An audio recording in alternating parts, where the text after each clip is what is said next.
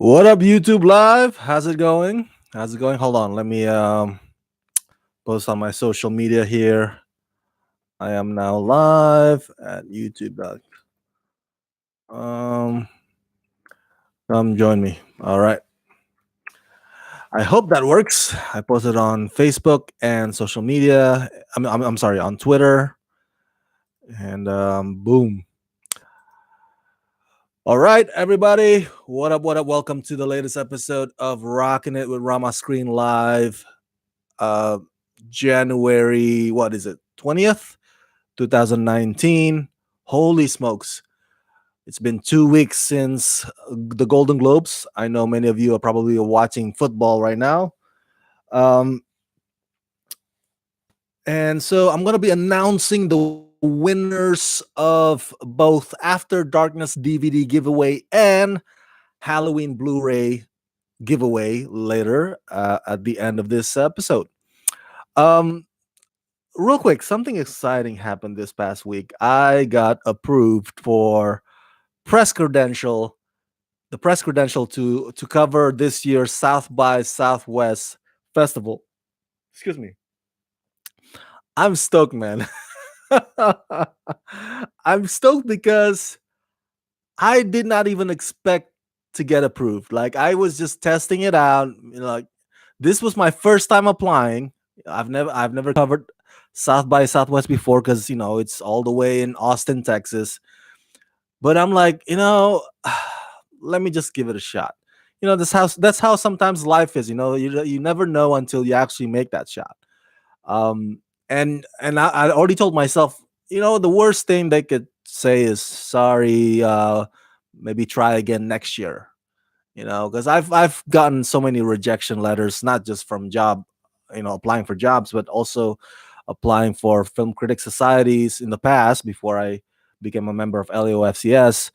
And I got rejected from this film festival or that red carpet premiere and that stuff like that. And so after a while, you kind of just develops a thick skin. You don't feel bummed out about it anymore. Like, oh no, I'm so depressed. Why did they say no to me? So coming into this, I was like, why not? Why the hell? Fuck it. Let me just apply and see how it turns out. And voila, South by Southwest sent me an email this past Thursday, I believe. Is it Thursday or Wednesday? Anyway, this past week they sent me an email says you've been approved for press credential. And guess what? My friend pointed this out that it's true. My press badge for the South by Southwest also allows me to enjoy or to enter or to cover the music festival, the South. Because remember, South by Southwest is both music and film festivals. Um, and I was expecting to just let me apply to cover the film part of the event. But no, the email actually says you can enjoy the whole thing. I may have to stand in line for some of the concerts. I don't know which artists who will be there. I hope Cardi B because I love Cardi B. Um, um, but yeah, I may have to stand in line for hours, but I don't have to pay for the ticket. So that's the upside. Um, and I'm excited because I've never been to a music festival before. And later on in this episode, today's episode of Rockin' It with Rama Screen Live, we're going to be talking about Fyre Festival documentaries on Hulu and Netflix. That's a music festival that turned out to be shitty. But I've never been to music festival. I've never been to Coachella. Never been to anything like it. So this will be my first time. And I looked up my flight. There's some cheap flights going out to Austin from the nearest airport here, Ontario, for about 120 bucks on Southwest Airline. And since I've been a member of Southwest Airline for a number of years, I think I've also racked up some frequent flyer miles, and I might use that to even lower the price even more for the round trip. So I'm excited. And yeah, we'll see. My first time at South by Southwest. Excited, nervous, scared, looking forward to it. And I couldn't have done it without you guys. So thank you so much for being audiences and viewers. of Rama Screen channel and also readers at Rama Screen website. Um, I mean, because I have audience, because I have you guys, that's why I get uh, to have access to some many of these events and film festivals. They would not have allowed me some of these press badges if they see that I don't have any audience to report back to or to cover it for. But because I have people to cover this events for, which is you guys. So thank you for that. Thank you for tuning in every week or on a daily basis at the website ramascreen.com. All right, so let's get to the topics at hand here. I've picked a few from this past week, some entertainment news that I think will be to your interest. No, we're not going to be talking about Cardi B, although I love Cardi B. Um, First up, there are going to be two more Mission Impossible movies. That's right. Two more Mission Impossible movies have been officially announced. And once again, they will be they will be written and directed by Christopher McQuarrie. Christopher McQuarrie wrote and directed both Mission Impossible Rogue Nation in 2015 and the latest one last year's Mission Impossible Fallout. Both movies I love. I've mentioned this 1,000 times that this is one franchise that just gets better and better with each passing installment. It's just insane. Other franchises, they could not say the same thing about themselves. All right. Usually, other franchises, the sequels, the quality of the story or whatever, it goes downhill with each passing sequel. But that's not the case with Mission Impossible franchise. Man, it gets better and better. So yeah, Christopher McQuarrie has signed on. He also posted that on Twitter, and Tom Cruise also posted that announcement on Twitter.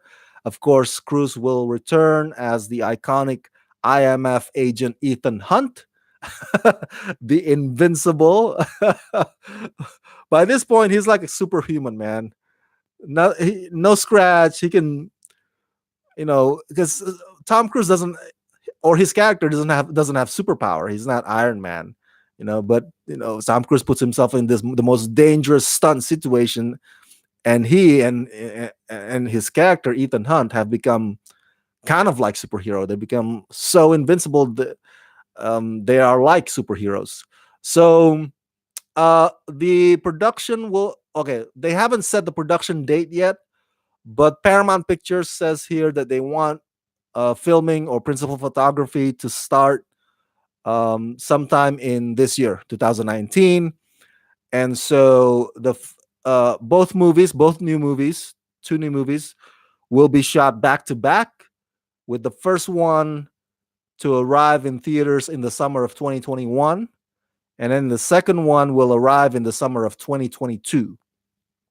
So mark your calendars for summer 2021 and summer 2022 to see these next two new Mission Impossible films. I joked around with my friend the other day because Avengers 3 and 4, Infinity War and Endgame, both of those were shot back to back. So I said to my friend, it'd be funny if the second or the latter Mission Impossible is titled Mission Impossible Endgame. By the way, it'll be a total of, what is it? 1, 2, 3, 4, 5, 6. It'll be a total of eight films. Wow. By 2022. That's impressive. Let me share with you. I want to share with you my rank, my favorite Mission Impossible movies from my least favorite to my most favorite. So my least favorite is Mission Impossible 2, the one with John Woo, the director John Woo. And then Mission Impossible, the first Mission Impossible movie, directed by Brian De Palma. And then Mission Impossible 3, starting to like it even more now, directed by J.J. Abrams. Mission Impossible Rogue Nation by Christopher McQuarrie. And then Mission Impossible Fallout, also by Christopher McQuarrie. And then my number one favorite Mission Impossible movie of all time, of this entire franchise so far, is Mission Impossible Ghost Protocol, which was directed by Brad Bird, who gave us those incredible films, Pixar Incredibles. Um, yeah, that's my rank. Sorry, guys. I know some of you probably liked Mission Impossible 2, but God, I hated that. Look, I love John Woo's action movie, but it did not work for Ethan Hunt and Mission Impossible. The whole thing was just explosions and gunfight. It was very Michael Bayish, nothing too creative, nothing too elaborate, nothing too sophisticated about some of the sequences. Um, and of course, John Woo always had to put doves, flying doves in his movies. Like, oh, there's the doves. There's nothing memorable about it. And the one who plays the villain, what's his name? Dougray Scott.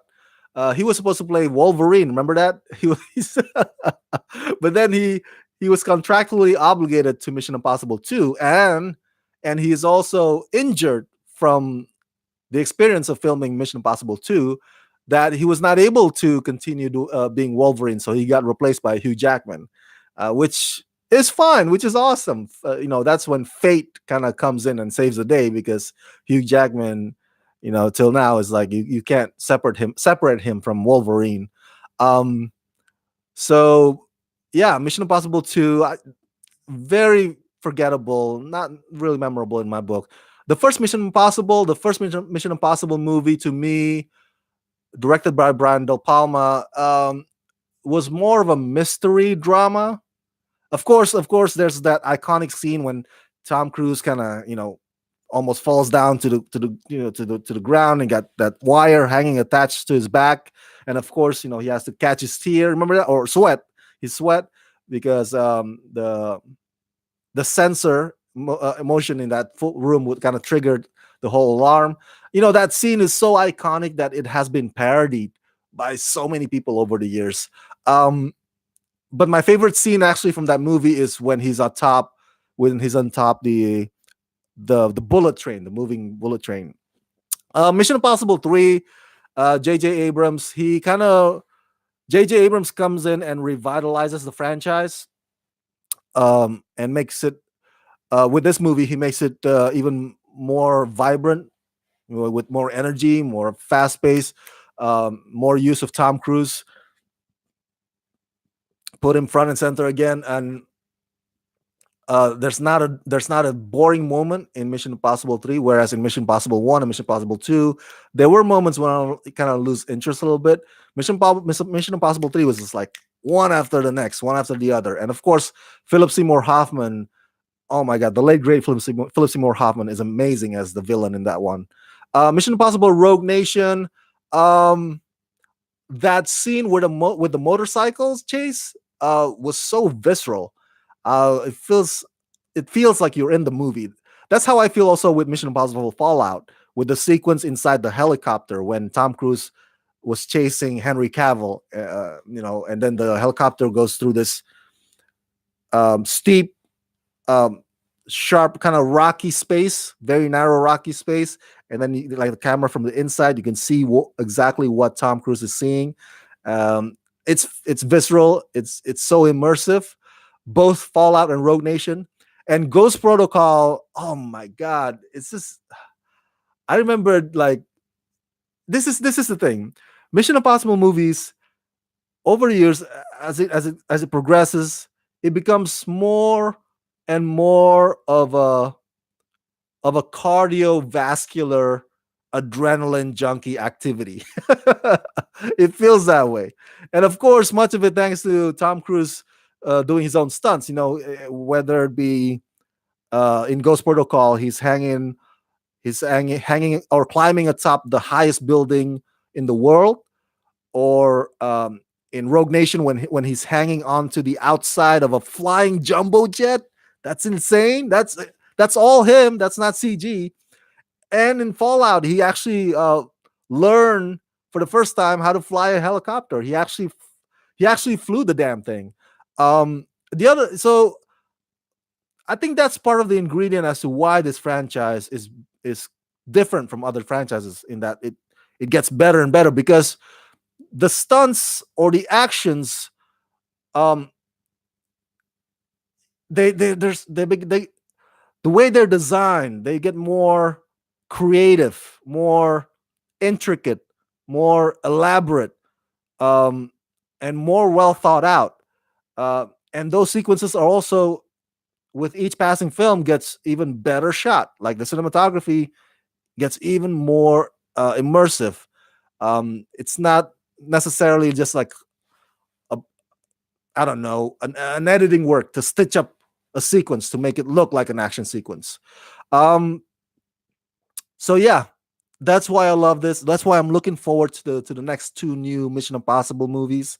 Um, and I'm glad. Last point before we get to the next topic. I'm glad that Christopher McQuarrie is the right man for the job because um, the stories that he come up with for IMF for this team, number one, they they feel like the work of somebody who's read spy thriller novels. All right, Christopher McQuarrie obviously is pretty versed in that genre, or maybe has read a lot of books about it. But he's really good at that. And so he comes up with the stories that are just like, wow, this is a spy story. Number two, it becomes more of a team again. I believe. Correct me if I'm wrong, but the first three Mission Impossible movies, um, or even Ghost Protocol, they were more of a Tom Cruise film. Well, and there's nothing wrong with that. But with Christopher McQuarrie, he comes in and okay, Mission Impossible. Let's make it about the team. So everybody actually pulling their weight. Everybody has their own, death-defying moment, just like in Fallout when Simon Pegg's about to die. Um, so it's more than just about Tom Cruise carrying the weight of the world on his shoulder by himself, and everybody just, hey, here's the gadget, you use it now, run with it. So yeah, I'm really excited about this. Oh my god, let me know your thoughts. What do you think, or what do you want to see in the next two new Mission Impossible movies? Do you think that these next two new Mission Impossible movies should be the last ones? Should the eighth one be the final? Do you think this franchise has gone on too long? Um, do you think they should kill off Ethan Hunt? Let me know your thoughts in the comment section below, as always. All right, so my next topic is. Oh, before we get to the next topic, let me just remind you that Rama Screen is available on audio as a podcast for you to download on both iTunes and Spotify. So if you go to iTunes and Spotify, you can find Rama Screen as a podcast there, where you can listen to the reviews, interviews, editorial, and of course, Rocking It with Rama Screen live discussions, this weekly show as an audio right there on iTunes and Spotify for free. For free, by the way. So they are available there for you to download. Yeah. All right, so let's get to the next topic before we announce the winners of both After Darkness DVD giveaway and Halloween Blu-ray giveaway. Woohoo! Woohoo! The next topic is who you gonna call? Who you gonna call? Ghostbusters! Yeah. If there's something strange in the neighborhood, who you gonna call?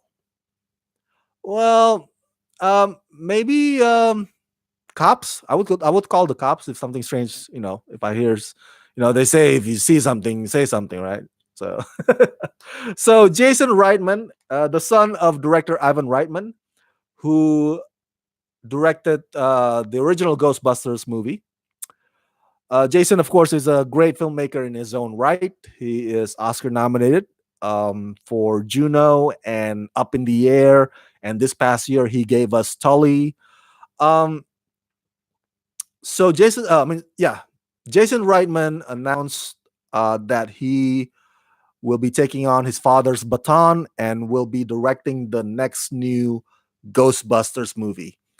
Um, as you know, there was a Ghostbusters movie in 2016 starring Melissa McCarthy, Kate McKinnon, Kristen Wiig, Leslie Jones, and Chris Hemsworth. So now, fast forward 3 years later, boom, another reboot, right? But this is not necessarily a reboot, not necessarily a remake. The way Jason describes it to Entertainment Weekly, excuse me, is that this is more of a sequel of the first two films, not a reboot. And Sony Pictures wants it released in the summer of 2020. And the production is expected to start in a few months from now, although they haven't actually announced the casting yet, nor they have announced the plot details either. So again, it will be a sequel to the first two films. I guess they will treat it as if the 2016 movie never existed, even though the 2016 movie did feature many of the original cast, but they were playing other characters, not the characters that they originally played. So no word yet if those original cast members, Dan Aykroyd, Ernie Hudson, Bill Murray, whether or not they will play their iconic roles again for Jason Reitman's movie. Of course, as you know, Harold Ramis unfortunately passed away in 2014, so he won't be back. And also, just to remind you, Sony Pictures is also developing a brand new Ghostbusters animated movie. I kid you not. That will come out after Jason Reitman's live action Ghostbusters movie has arrived. And I guess that's how Sony Pictures rolls now. Just like, they have live action Spider-Man movies, with Tom Holland. And then they have, Spider-Man Into the Spider-Verse, an animated Spider. So it's like, okay, we'll have a new live action Ghostbuster, and also we'll have the animated Ghostbuster. So, and of course, the animated project will be handled by a different team, different from Jason Reitman. So, Rama, what do you think was wrong with 2016 Ghostbusters movie?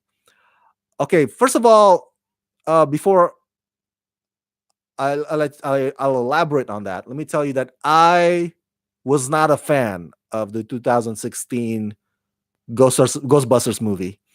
And it has nothing to do with the fact that they made it all female. I know a lot of Ghostbusters purist fans out there were so uh, furious, I guess, angry, upset, and triggered when that project was announced, and when it was announced that it was gonna star four female leads instead of the original cast members, or maybe just having new male actors playing the original characters, kind of like a reboot. So, but I was not part of the people that were upset, uh, even though I was a huge fan of the franchise. So that was not my reason for not liking the movie. The reasons why I did not like the movie is because the script, the story was terrible. I don't know about you, man. That it was just not entertaining, and it wasn't funny. It was not funny. I mean, you would think that Paul Feig, right, the director of The Heat, and what else did directed in the past? Bridesmaids. I love Bridesmaids. You would think that him and will be bringing us something that's at least something that we can laugh out loud on, But man, I was not cracking up watching the film. And you might argue, hey, what about Chris Hemsworth? Wasn't he funny? Chris Hemsworth was the comic relief in that movie. Yeah, but look, Chris Hemsworth's character in that film was way, way too stupid. All right, I get it. Stupid characters make for funny moments. Ignorant, clueless characters. They're oftentimes funny. But I'm quoting Robert Downey Jr. from the movie Tropic Thunder when he said, "Never go full retard." Um, well, Chris Hemsworth went full stupid. he he went full stupid in that movie. Like, at least his character, at least what's the material that he was given, at least what it's like. If you go full stupid, that it becomes irritating and annoying instead of funny. Um, so yeah, he did not crack me up either. Even though he's supposed to be like the comic relief of what's supposed to be already a comedy. Um, yeah, I just did not like the story. I did not care for any of the characters. I remember thinking while watching it, I was like, man, this movie is trying too hard, trying too hard to be all girl power. They're so focused on, hey, let's bring a girl power Ghostbusters movie, which again, there's nothing wrong with that. But if that is something that you just hone in on, then you run the risk of dropping the ball because you're neglecting everything else that's supposed to be equally important about this franchise or what is loved about this franchise. And I guess that's also a proof that just because Ghostbusters is a familiar brand, a brand that everybody recognizes, everybody in their grandma know the logo Ghostbusters when they see one, right? Or they would recognize the music, the theme music. But just because of that, um, it's not a sure bet that it will automatically be successful. So again, it goes back to the script, dummy. Script, the story where everything's at. So if if you want to sell a Ghostbusters movie, you can't just sell the brand or the logo. You gotta sell us the story. So I think that's where they dropped the ball, big league in the 2016 movie. By the way, Sony Pictures has released the teaser for Jason Reitman's new Ghostbusters movie. It's a teaser of the Ecto One, so go check it out on YouTube. Oh, fantastic! Love it, got me geeking out. It's like, oh yes, oh, I'm wetting my pants again. I can't wait for the new Ghostbusters, and I hope Jason Reitman does the franchise and does his father's legacy justice. All right, so that's it. What did you guys think? Are you guys excited as I am about this new Ghostbusters movie? Or do you think that, hey, too soon, man? We just had that catastrophe in 2016. Maybe nobody really wants a Ghostbusters movie anymore these days. Just like people didn't want a Robin Hood movie last year. Maybe that's the case. What do you think? Um, has Ghostbusters time came and went, or do you think that, hey, Sony Pictures needs to redeem themselves and give us an actual decent new Ghostbusters movie? And what do you want to see? Who do you want to see cast in those roles in the new team by director Jason Reitman? Um, which actors? Let me know. Share your suggestions. Share your thoughts in the comment section below. As always, let's rock this. Okay, we're making good time. Our last topic before I announce the winners of the Halloween and the After Darkness giveaways. The last topic right now is Fyre Festival documentaries. This was the big deal this past week, um, because a few days before Netflix released their Fyre Festival documentary, voila! Surprise, surprise! Hulu released their own Fyre fraud documentary. Now, to be honest with you, because I always try to be frank with you guys. Um, I only saw the Netflix one. I actually haven't screened Hulu's Fyre fraud. I only saw Netflix Fyre documentary. Um, so if you ask me, hey Rama, which version do you think is better? Well, I only saw the Netflix one, so I can't answer you that question. Um, But is that really the question that matters, though? I mean, sure. If you judge by the trailers, if you see the previews for both documentaries, you would know that the Hulu one actually shows Billy McFarland, the guy behind Fire Festival, being part of the Talking Heads. Not in the past, but in the present. After now, he's incarcerated. So I guess that makes the Hulu documentary seems to be more up to date, more encapsulating, if you will. Um, but what's important is the subject matter, which is what both documentaries convey. And this is about, if you don't know, or if you forget, or maybe if you've been living under the rock, that's totally fine. Um, Fire Festival is this music festival that Ja Rule, the rapper Ja Rule, and Billy McFarland, this entrepreneur, started out back in 2016, I believe. So they announced it, and if you watch this documentary, specifically by Netflix, you'll see the timeline, the progression of how it started, how it caught on the social media, and and then why that festival was an epic failure.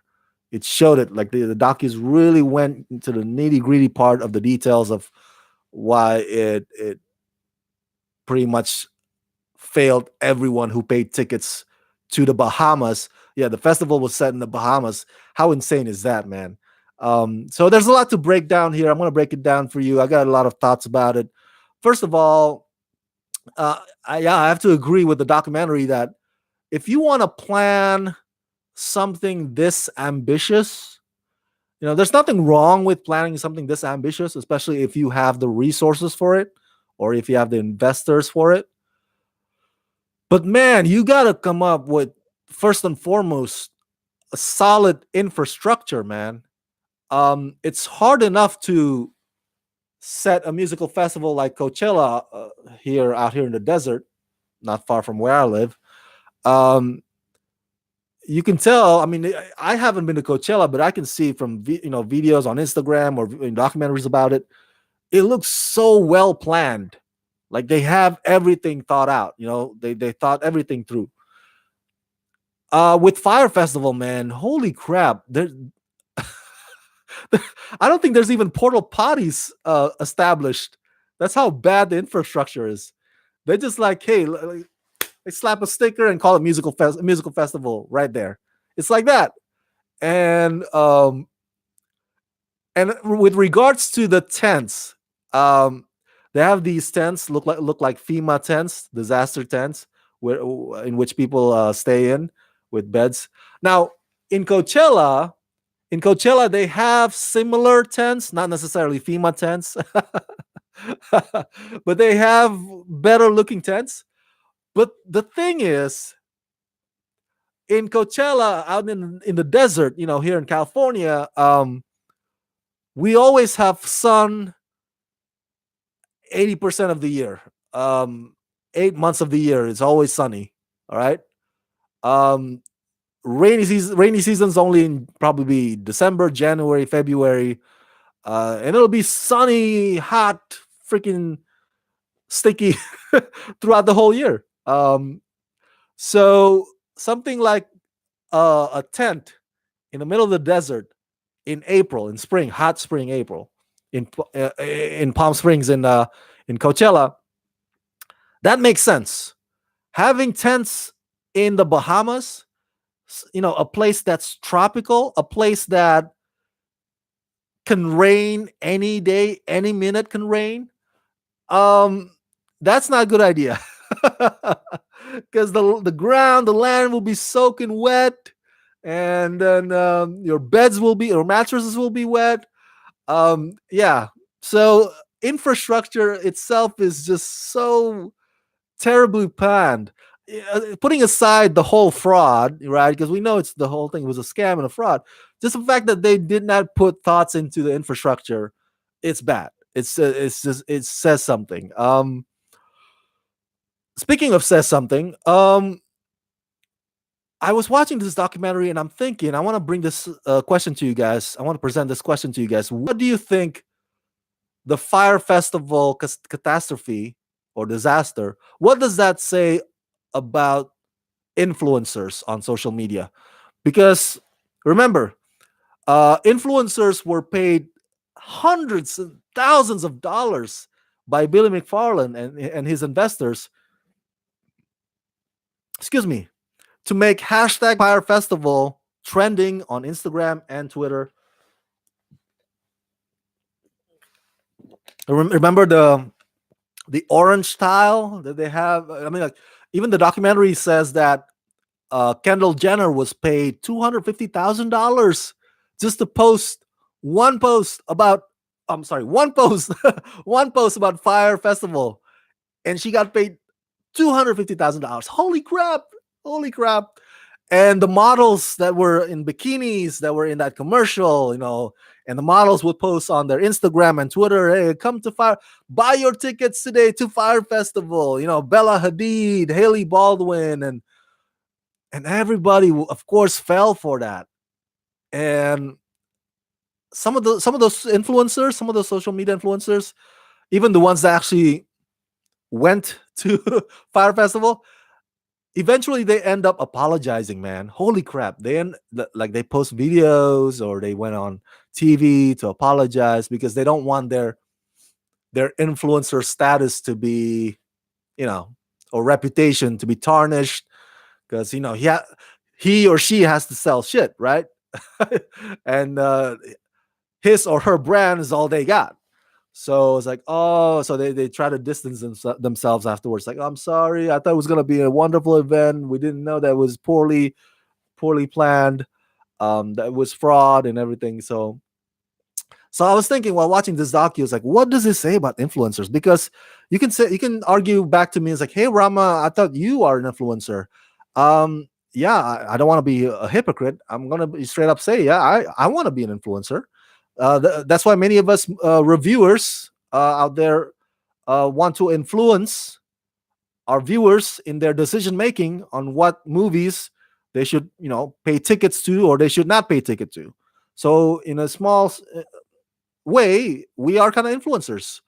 Um, but in cases like this, I always go back to Stan Lee's Spider-Man rule, which is, with great power comes great responsibility. I know that sounds cliche, sounds cheesy, but it's the truth. When you are an influencer, that means you have power, meaning you can say to your audience, hey, buy a ticket to that one. And your audience, because they adore you, they trust you, they rely on your advice, on your tutorial, on your, or maybe they're enamored by you in bikini, on your Instagram, they'll buy that ticket. So that is power. All right.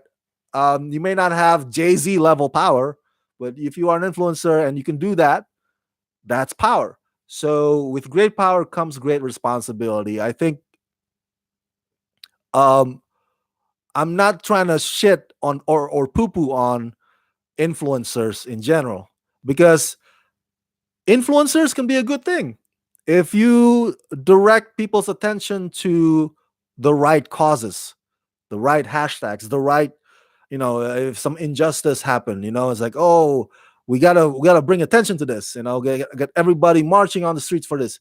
So that's where influencers can come in, and that's a good thing. um but influencers that are like a brand or a product will be like, all right, we need you to pay we're gonna pay you $5,000 for you to tell this to your audience. And the influencers doesn't even like research that product or research that brand, or it's like, okay, whatever, I don't care, just give me the money, I'll say it. Then that's being irresponsible. That's being irresponsible. And also that speaks something also to our culture's obsession with celebrity worship.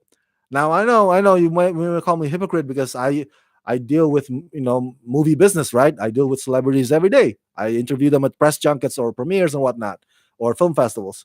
But it shows something too, that If a celebrity in bikini tells you to pay thousands of dollars so you can go to Bahamas, more than likely, you will pay those thousands of dollars, and you will be there. Um, Maybe we have to step back a little bit if we do look up to certain influencer or look up to certain celebrity. We have to step back a little bit and don't take everything that they post at face value. You know, kind of like use your discernment. Like, I don't know if that would be wise for me to spend that kind of money right now and stuff like that. You know, put some judgment, put some wisdom into that. Don't just follow a celebrity doing. Don't do something that a celebrity does just because your favorite celebrity does it. You know what I'm saying? That's what I'm trying to say. um and also here, another point. um what does this incident, Fire Festival's incident, say about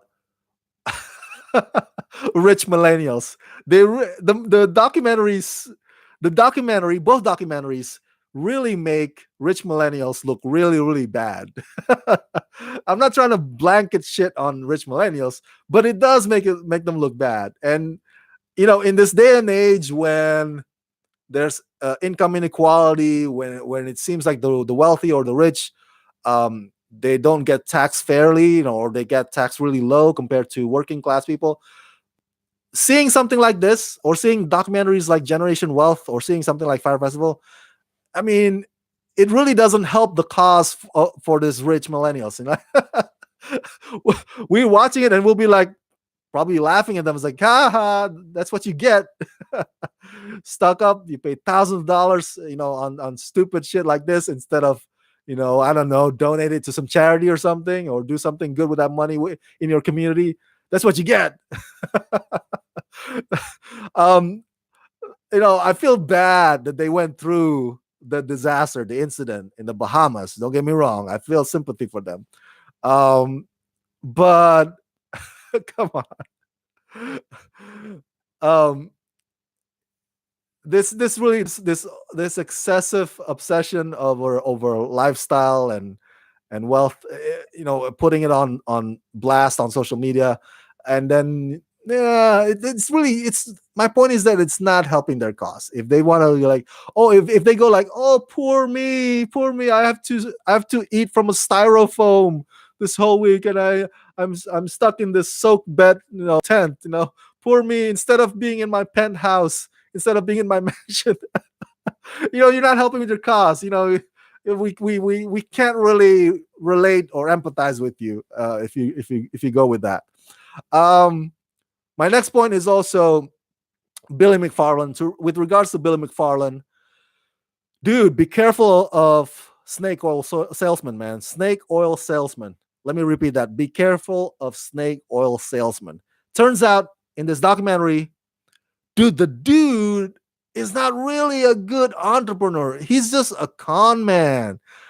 At one point in this documentary, one of the people who his name is Andy.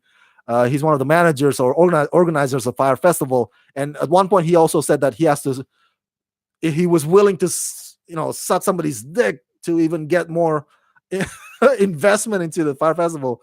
Well, that guy at one point in the documentary said about Billy McFarland, "Oh, I've known Billy for a long time. He is a great entrepreneur." Really, really, how? And he's basing that off of Magnesis. Do you remember Magnesis? Magnesis is this luxurious credit card that's supposedly, made of steel or something. And turns out it's not even actual credit card. You can't actually use it. It's just nothing, man. He tricks you. Um, so he tricks investors. He tricks people into putting money into his stuff when his stuff does not even have a worth. You know what I'm saying? Do you know what I'm getting at? Um, so that's not entrepreneur. You know the difference between entrepreneurs and frauds like Billy McFarland. Well, entrepreneurs, they would they would create a product or a service, right? And in order to create that product, they would probably have to acquire a manufacturer, or maybe hire somebody to develop that software or product or service. And then they would introduce it to the market, maybe get some investors to help out with that process as well, and then introduce it to buyers, potential buyers, and then the buyers would pay money to acquire that product or service. And so there's an exchange. There's a promised good exchange and delivered. Frauds only sell vision. They only sell promise. It's like, yeah, yeah, it'll happen. Oh, the card, oh, doesn't it look good? Look how shiny that card is, Magnesis. Come on, yeah, come on. You wanna buy one of these too, right? What does it do? It doesn't do shit, but come on, look at that. So that's what they sell on, man. And Billy McFarland, to his credit, he's a good salesman. He's a snake oil salesman, but he can sell uh he can sell an igloo to an Eskimo. That's how good he is. Most of these people who are gifted at selling stuff, they're good talkers too. Um, so be careful. There's a lot of Billy McFarlands out there selling luxury. And again, there's nothing wrong with selling luxury. There's a lot of entrepreneurs out there who actually sell a business, or not sell. For example, there's an entrepreneur that you can rent, or you can get the experience of being on a private jet for, like, I don't know, $500 per hour or whatever. So you get the experience of living a luxurious life out in the sky. There are entrepreneurs that do that out there. So there's nothing wrong with that. But you have to deliver that promised service or good. If there's no such delivery of that, then that's fraud. Um, and that's where Billy McFarland is. That's where he's to blame about this. That's why the buck stops at him, and that's why he now is serving 6 years in prison for fraud. I don't know what the punishment is for Ja Rule and the rest of the guys. I might have to look that up. Ja Rule's not in prison. Maybe Ja Rule has distanced himself even before Fire Festival happened. Who knows? Um, and last point is that um, the other thing that also Billy did, the other mistake that Billy did, is that Billy cheated other rich people. Now, in this country, unfortunately, there are many cases when corporations or rich people would cheat poor people. They would take advantage of working poor people, working class people, and other rich people who invested in that effort and reap the benefit from that. Because of that, he or she gets away with that crime. Um, but if you cheat on your fellow investors or cheat on rich people, that's when you get burned, man. That's when you get burned. So there's a lot to learn or unpack from this documentary. I highly recommend you go watch it. Again, Hulu has its own Fire Fraud, which I haven't seen yet. But if you have Netflix account, please go check out Fyre documentary. It's fantastic. It's so, man, it really, really gives you a look at the subject of ethics in business, which is very, very important. All right. So those are my thoughts about Fire Festival documentary. Let me know your thoughts. Have you seen it? What do you guys think about it? Have you been to a music festival before? Um, do you think in the near future a musical festival could be held in something like in some place like Bahamas? Um, what do you think that, aside from the fraud, what do you think Billy McFarland did wrong or right about planning this whole thing? Were you one of the people who actually bought the tickets? If you were, let me know. Share your story in the comment section below, as always. Okay, time to announce the winners of two giveaways. Let's see here. Ready, ready? The first one is the After Darkness DVD. After Darkness is the movie starring that girl Natalia from, I think her name is Natalia Dyer, right? Natalia Dyer from Stranger Things series. And we have two winners for this giveaway. And the winners are, drum roll please. Oh, I don't have drum roll with me. Whew. Brian Smith from Los Angeles, California, and Tyler Calvert from Maryland, United States.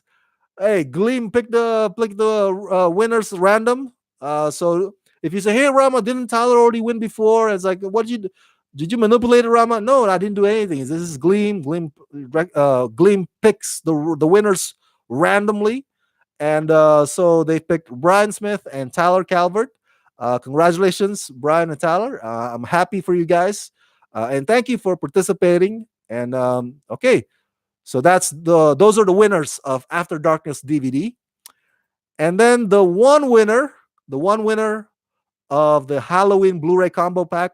This one has a lot of entries. Holy crap. There's so many entries on this one. Of course, because Halloween, the movie Halloween from last year. Everybody loves that movie. All right. So Universal Pictures Home Entertainment only allows one winner. So I click the winner button on that Gleam link. So Gleam randomly picks the winner. And that person is Kevin O'Reilly. Kevin O'Reilly from Virginia, USA. Virginia, United States of America. The state of Virginia. Kevin O'Reilly, congratulations on winning the Halloween Blu-ray combo pack.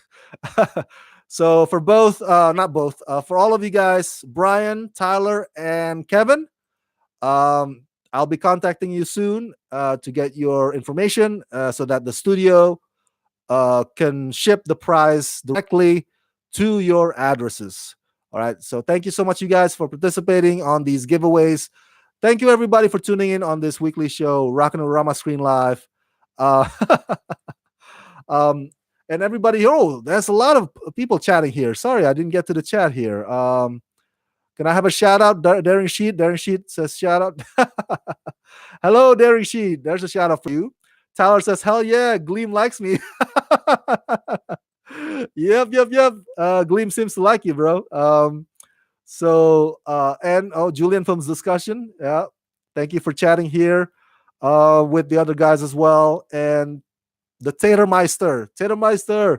Did you watch Glass, Rama? It's a beautiful film. I watched Glass. I did not like the film. You can check out my video review of Glass on this YouTube channel, Rama Screen YouTube channel.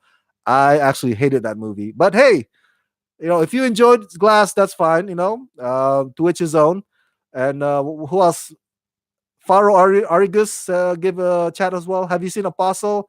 And do you know if it's any good? Because I'm not trying to waste my time. Apostle, that's a movie on Netflix from last year, right? I haven't seen it yet. Fyro Argus. I apologize if I mispronounce your name. I haven't seen the film yet. I will be checking that out. I believe Tyler, didn't you review that movie, Apostle?